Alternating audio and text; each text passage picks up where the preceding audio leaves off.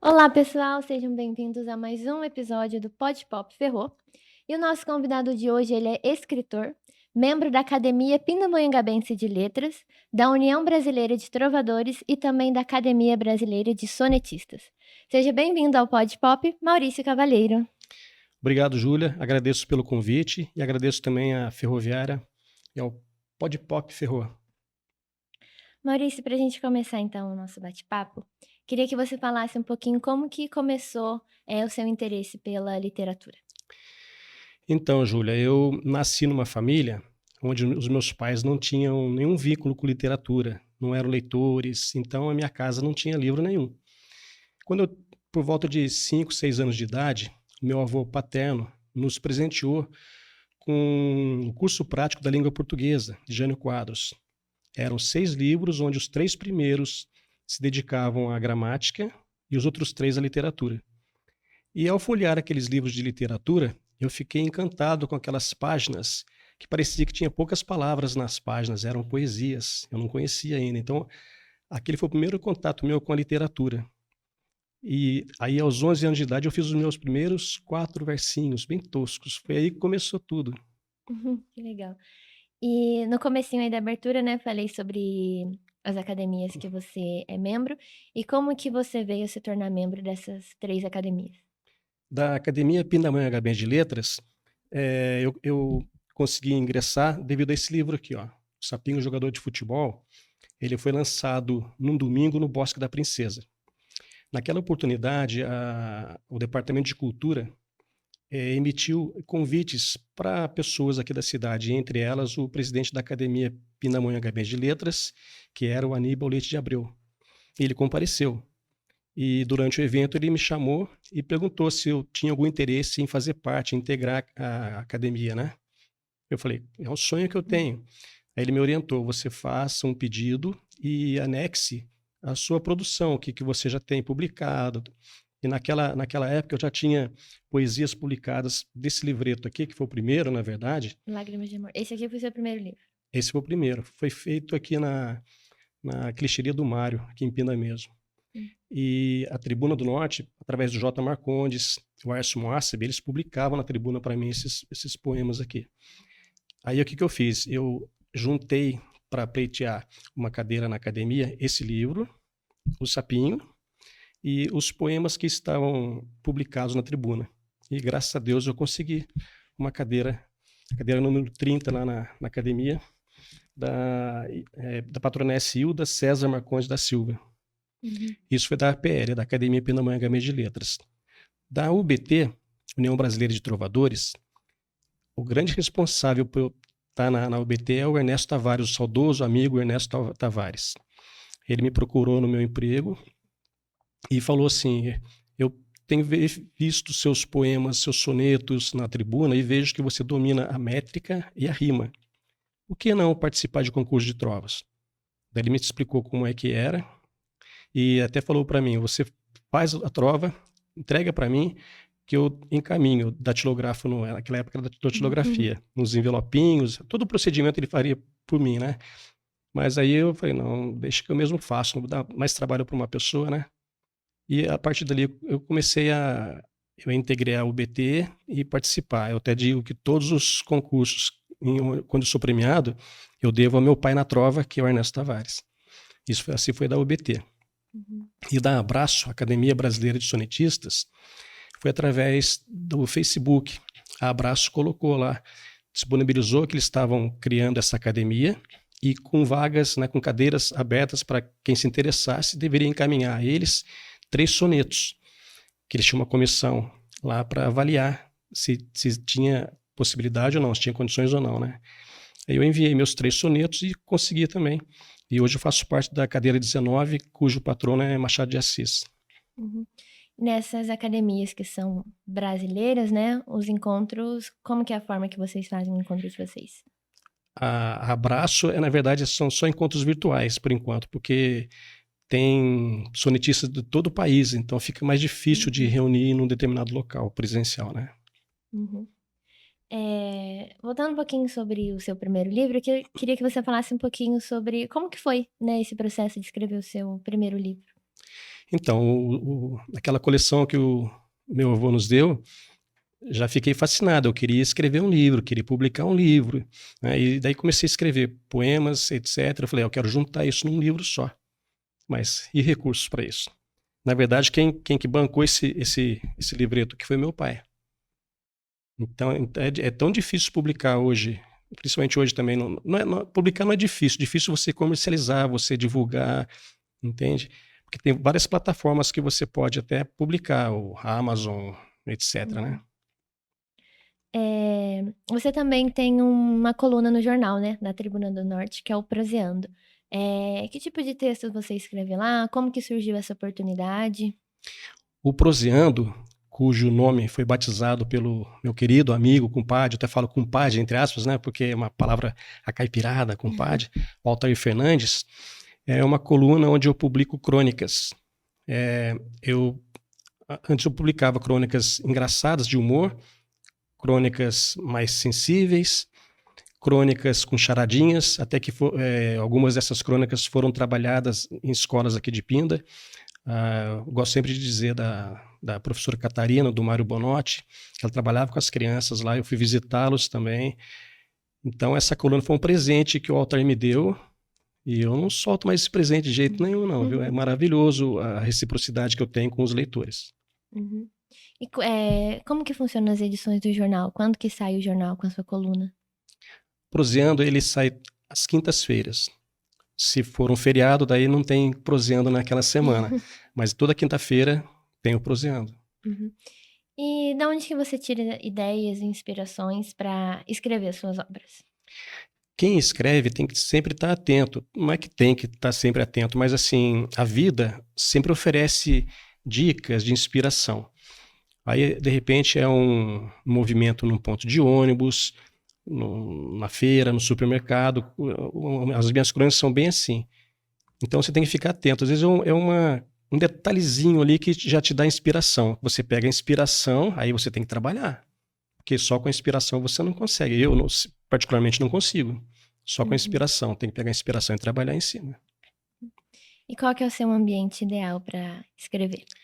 O ambiente ideal tem que ser um ambiente de paz, de tranquilidade. De repente pode ter uma música, mas eu prefiro ter música clássica, bem suave, bem tranquila. Um local de muito tumulto eu já não consigo produzir. Uhum. E quando é algum concurso, assim, que você... Como é que funciona a participação em concurso, né? Você tem as suas trovas e demais textos, e aí surge uma oportunidade de um concurso e você inscreve, ou você se inscreve primeiro e depois tem um tema, e aí você tem que escrever sobre aquele tema? Tem alguns veículos que informam quais concursos estão com inscrições abertas, né? Tem uns no Facebook, de Trova tem o do Zé Alverney, que é o Falando de Trova, tem a UBT Nacional também. Então, o que eu faço? Eu verifico quais os concursos estão em aberto e vejo o tema. De repente, o próprio tema já me dá uma inspiração, mas às vezes não. Eu registro aquele tema e fico, de repente, pensando um pouco aqui, outro ali. Eu não tenho nada pronto para concurso. Eu vejo os temas e trabalho em cima disso, entendeu? Uhum. E aí, quando acaba acontecendo de ter um bloqueio criativo acerca daquele tema, como que você desenvolve isso? O bloqueio criativo, o que acontece? Se for, por exemplo, um concurso de poesia, ou se eu quero produzir poesia, eu estou com bloqueio, eu vou ler poesia. Manuel de Barros, Cecília Meirelles, eu vou ler poesia. E muitas vezes, lendo a poesia, você tem um start ali, entendeu? E se for crônica, for prosa, eu vou ler Fernando Sabino, Carlos Drummond de Andrade, essas figuras que a gente tem aí, escritores magníficos que nós temos aí. E aquilo me ajuda a desbloquear esse momento de dificuldade de produção. Uhum. E quais escritores que você mais gosta? Então, na poesia, por exemplo, Camões, aquele poema dele, Amor é fogo que arde sem se ver, é um soneto maravilhoso. Tem o soneto do Machado de Assis também, que Machado de Assis, ele tem prosa e poesia. Círculo Vicioso, maravilhoso também. Eu gosto, e das crônicas, do estilo que eu escrevo, eu procuro muito me basear tinha uma coleção chamada Para Gostar de Ler. Fernando Sabino, Rubem Braga, Paulo Mendes Campos e Luiz Fernando Veríssimo. Para mim, são maravilhosos. Aquilo também me inspira muito. Eu leio muito esses escritores aí. O que você considera, assim, que é mais difícil na hora de construir um enredo para sua história? Justamente eles dão o bloqueio. Bloqueio, você tem, como eu falei, vem a inspiração, você tem que trabalhar. A própria proseando. Às vezes eu tenho uma inspiração, começo a escrever, mas e aí, como é que eu vou terminar essa história? E eu penso assim, o diferencial de um poema, o diferencial de uma prosa, é que você tenha o final, uma coisa assim que impressiona, que a pessoa fala, nossa, mas não imaginava que fosse dessa maneira, entende? Então é por aí. Agora eu queria que a gente falasse um pouquinho sobre as suas obras, né, que você já escreveu. A mais recente, né, é A Última Cabeça. Queria que você falasse um pouquinho sobre essa obra pra gente, aí depois a gente fala das outras. A Última Cabeça, na verdade, a última que está saindo agora, eu escrevi uma historinha pequenininha, porque a Tribuna do Norte vai fazer agora, vai fazer aniversário esse mês, agora dia 11, né? E eu conversando com a Cintia, ela me pediu se eu conseguiria escrever um texto para criança. Eu escrevi uma historinha que ela está providenciando lá para a gente contar para as crianças e distribuir um livretinho para as crianças. Mas o último livro publicado é esse aqui, A Última Cabeça. E também... Esse livro, ele nasceu de uma imagem que eu vi no Facebook. Não sei quem foi que colocou, era uma casa em ruínas em Moreira César. Quando eu li é o que eu falei para você da inspiração. Aí veio aquela imagem e falei, vou escrever alguma coisa sobre essa casa aqui. Alguma coisa vai acontecer aqui. E escrevi tipo, como se fosse uma crônica, né? Escrevi e deixei no final uma interrogação. O que aconteceu? Com um mistério ali no mistério, final, né? Exatamente, um mistério. O que aconteceu com a mulher sumiu, para onde ela foi? E voltei para as redes sociais, coloquei no Facebook. Aí começaram a me perguntar, mas o que aconteceu com ela? Ela morreu? O que aconteceu? Eu falei, então, beleza. Daí escrevi um outro, também com final com mistério, fui escrevendo, até que escrevi o livro. Saiu o livro. Todos os contos formaram o livro, né? Exatamente. E as suas outras obras já lançadas? Então, eu tenho esse livro aqui, Histórias de uma Índia Puri. O que acontece? Na nossa cidade tem vários livros de história, contando a história de Pinda para todo mundo. Não tinha um livro para criança. Que contasse a história da cidade, Exatamente. né? O que eu fiz? Eu sempre tive eu sou apaixonado pela minha cidade, né? Nasci aqui, nossa, sou apaixonado. Falei, as crianças têm que ter esse contato. Escrevi esse livro, teve uma primeira edição, daí a prefeitura, ela através do Departamento de Cultura, publicou, tem até o logo da prefeitura aqui embaixo, né? E esse livro aqui está distribuído nas escolas municipais. Já fui em escolas municipais para conversar sobre esse livro, é bem bacana. Eu acho que a gente não pode perder a história da cidade, assim como o nosso Altair Fernandes, né, um querido amigo, compadre, irmão, em breve está saindo o livro dele aí também, sobre a tribuna, e a história da cidade também. Maravilhoso, a gente não pode se desvincular da história. Esse aqui é um livro, o título é meio... Não vou ler, esse é de, mas aí dá para ver. Esse é de conto, são livros de contos, né? Eu tenho... Esse aqui o livro não é meu, mas é de antologia. Aqui dentro dessa antologia tem 2 textos meus de teatro que foram premiados em Ubatuba. E aí os vencedores entraram nesses livros, né? Isso.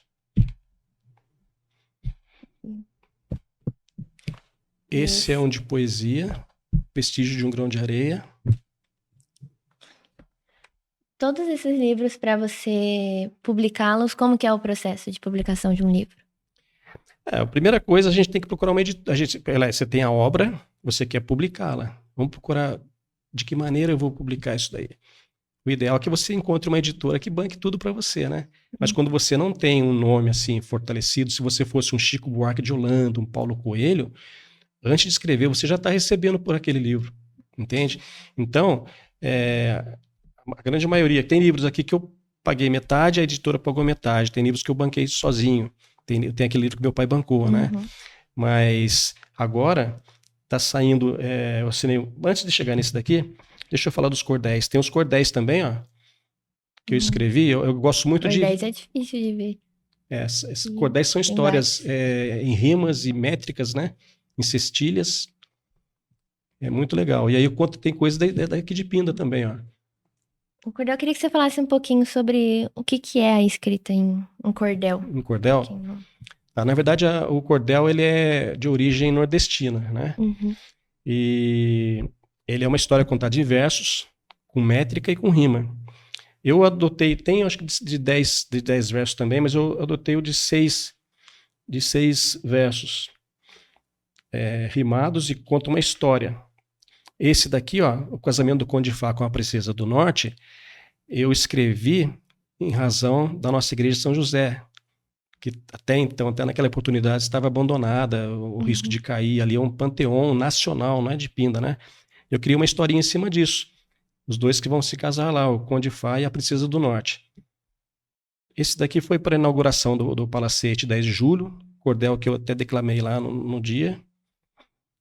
Esse aqui não é de Pinda, o Saia Azul, Amor que Valeu a Pena, é uma história, eu acho, bem legalzinha do Saia Azul ali, bem triste. Esse daqui, ó, deixa eu ver se é isso mesmo. Esse cordel é escrito em verso, mas todo em verso caipira, linguagem caipira. Que legal. Conta a história também de derrubar um IP lá, mas não derrubaram, não.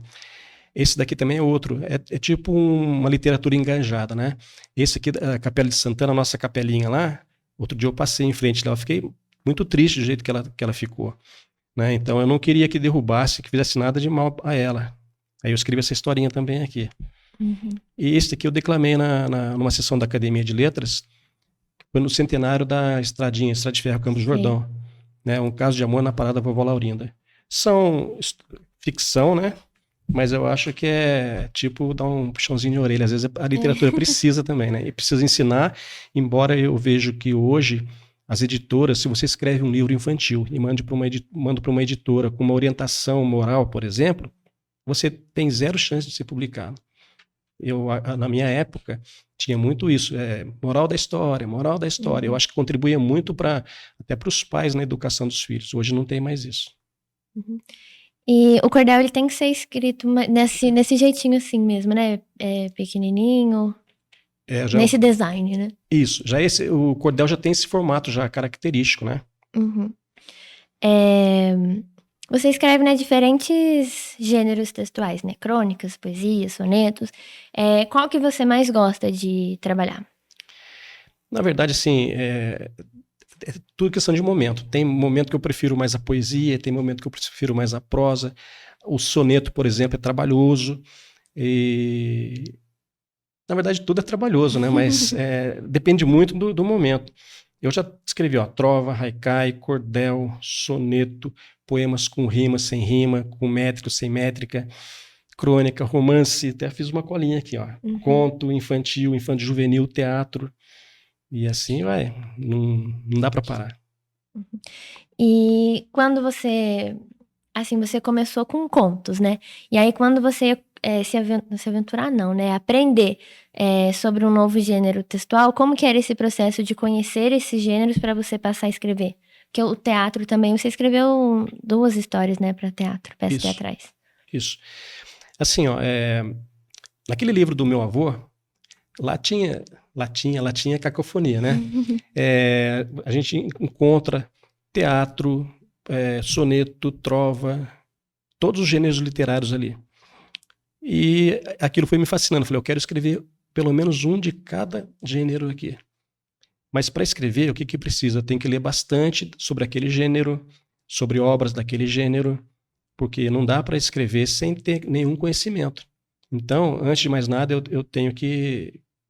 Acho que todos nós, né, temos que ler para ter um certo conhecimento e então aplicar, ou tentar aplicar aquele conhecimento na nossa obra ali. Então, acho que hoje você já escreveu todos os gêneros textuais, né? Ou tem algum que você ainda não chegou a escrever, mas tem planos? Então, sabe que outro dia eu estava pensando sobre isso daí, não sei se é muito pretensioso ou não, Eu até marquei aqui, olha, de repente, né, um roteiro de cinema, já pensou que legal? Bem Escrever um legal. roteiro de cinema. Eu até já cheguei a pensar esse A Última Cabeça e fazer um roteiro dele, mas, né, não sei, eu acho que seria legal. Vamos ver. Bem interessante. Vou dar uma pausa rapidinho no nosso bate-papo, só para passar a agenda do clube. Na quarta-feira, dia 12, Dia dos Namorados, vamos ter Lia de Oliveira trazendo as melhores músicas românticas aqui no clube. O evento é apenas para associados do clube e vamos ter promoção de pizza com vinho ou pizza com refrigerante, para quem não bebe bebida alcoólica. E para participar é só reservar a sua mesa, não tem custo nenhum para reservar a mesa. E a partir das 7 da noite a Lia traz aí o melhor das músicas românticas. E também no dia 16, nós temos a nossa tradicional festa junina aqui do clube, a partir das 4 da tarde. Vai ter comida típica, apresentação de dança dos nossos alunos de dança também. A partir das 7 horas tem a dupla sertaneja Thales e Wellington. E o evento vai ser aberto para não sócios também. O valor do ingresso é R$20. Vamos estar vendendo antecipado na tesouraria do clube, mas também na entrada do evento vocês podem adquirir o ingresso de vocês. E esses são os eventos desse final de semana aqui no clube. E voltando para o nosso bate-papo, queria que você falasse um pouquinho das competições que você... Competição? Concurso, né? Concurso que você já participou, que prêmios que você já ganhou aí com a literatura. Então, é como eu falei que eu sempre quis escrever sobre cada gênero. E quando eu consigo escrever, se tem concurso eu quero participar. Se eu quero participar, de repente eu posso ganhar alguma coisinha ali, né? Uma premiação ali, né? Então, como do teatro eu ganhei, de crônicas eu já ganhei, de sonetos eu já ganhei. De trovas, o bacana da trova é que ela tem um alcance hoje para outros países também.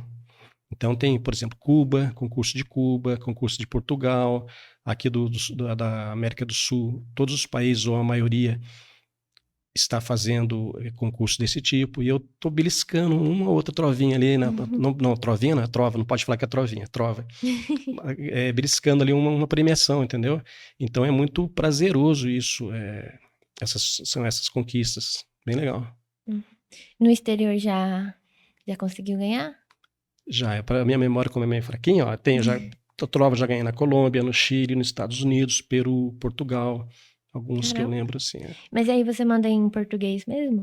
Exatamente, porque tem por exemplo, em castelhano, né, dependendo do país, e você pode mandar em português também. Mas só que daí tem a chancela daqueles países lá, entende? Aí eles têm meio que tipo um tradutor, assim, para eles... Isso, e muitas vezes, em alguns concursos, eles pegam a trova, né, em português e fazem essa tradução e publicam elas traduzidas também, entendeu? Ah, que legal. E seus projetos, seus próximos projetos, próximos livros aí que você pretende lançar? Então, eu assinei um contrato com a Editora Amarela, né? Trouxe até o contrato aqui, ó. Esse, por exemplo, como eu falei, negócio de custo de pagar, esse aqui eu não vou pagar nada. Esse vai ser inteiramente pago pela editora. Exatamente. A editora vai publicar, vai divulgar, vai fazer tudo o que uma editora realmente faz, né? Bem bacana. Tem esse daqui. E eu pretendo escrever um livro. Já estou fazendo, eu não tenho quantidade suficiente para um livro ainda de sonetos. E tem um livro também que está nascendo aí, meu e do Altair, a quatro mãos, né? Sobre poesia também. Só abri um espaço aqui falando dos livros que eu publiquei, mas tem um que eu tenho muito orgulho, né? Muita honra de ter participado.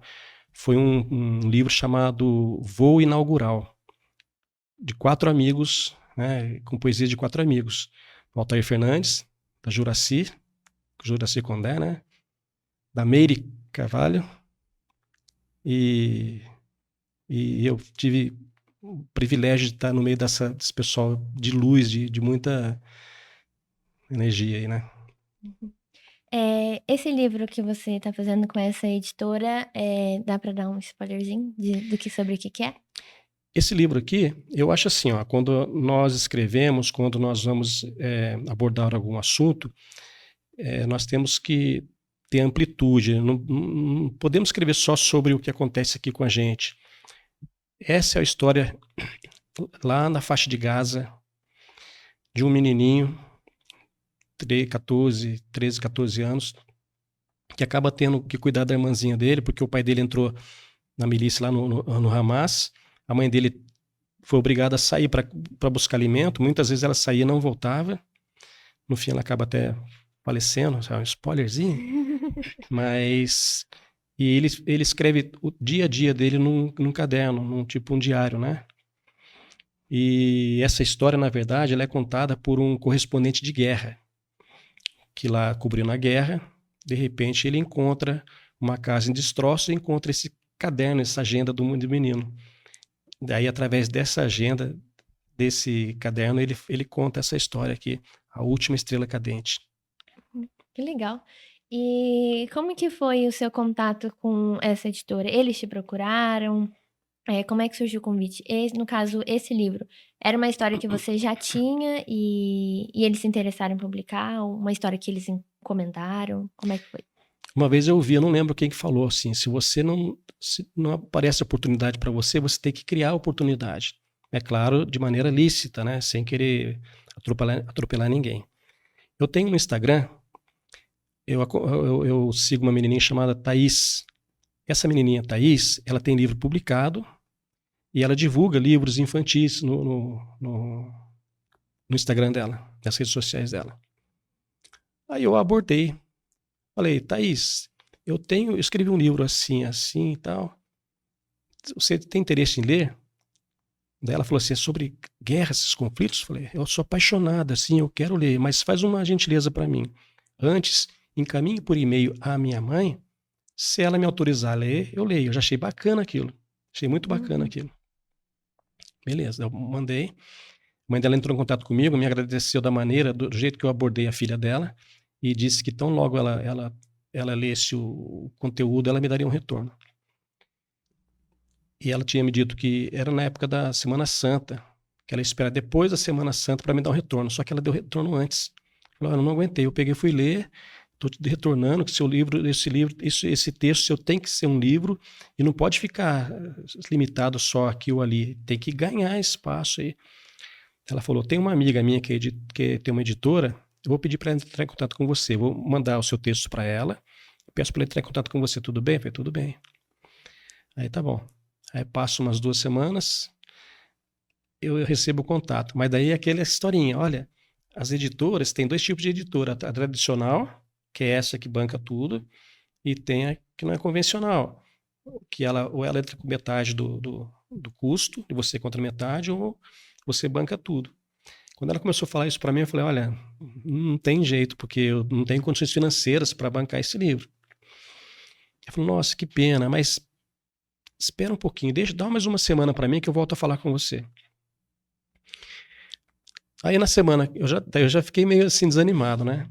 Daí quando ela retornou para mim, ela já voltou falando assim, olha, nós da editora Amarela, nós vamos publicar seu livro sem nenhum custo para você. Mas eu descobri o que aconteceu. O que aconteceu? A mãe da menininha vai bancar com a editora, entende? Porque eles gostaram tanto do texto, porque para você entrar numa editora, você tem que ter um famoso QI que indique, sabe? É difícil, muito difícil. E como eu falei, então eu entrei em contato com a menininha, era só para ler. Eu queria uma opinião de alguém que tivesse já nesse meio de... a menininha lê muitos livros, ela faz comentários pertinentes, entende? E a mãe dela também. Então só esse retorno para mim já foi maravilhoso. Agora, só aguardar agora eles estão trabalhando agora que tem a Bienal do Livro em São Paulo, né? Então tá aquela correria. Mas então logo termine lá, já vão dar andamento a esse projeto aí, graças a Deus. Tem uma previsão de data? Não, ainda não tenho ainda. Vamos ver se até o final do ano, não sei precisar, não vou dizer datas aqui. Os seus livros, né, você escreve tanto para o público infantil, né, como também para um público adulto. Tem algum público que você prefere trabalhar? Prefiro trabalhar para crianças, para escrever para as crianças, porque o retorno ali, como eu falei, esses livros de Pinda que eu escrevi, né, que eu fui até as escolas, eu contei esse livro também, a história de uma índia puri no museu, no 10 de julho para a criançada, o retorno que você tem, o brilho nos olhos da criança, nossa, é maravilhoso. Então, é o que eu falei, eu sempre procuro, embora as editoras não aceitem, quando você coloca alguma coisa moralista, né? Mas nos meus livros eu sempre coloco alguma coisa. Eu acho que a gente precisa semear o bem sempre. Uhum. E encaminhando para o finalzinho do nosso bate-papo, o que a escrita, a literatura significa para você? Então, eu não sei viver sem literatura, sem escrita. Muitos momentos difíceis, o que me salva, primeiro, é Deus, né? Deus acima de tudo, e a literatura.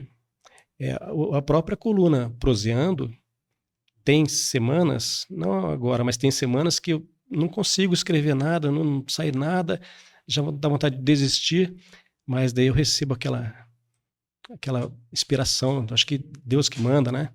Para continuar, e aquilo vai me ajudando a suportar, a atravessar esses períodos de dificuldade, entendeu? Então a literatura para mim é um remédio muito bom na minha vida. E qual legado você pensa em deixar como escritor?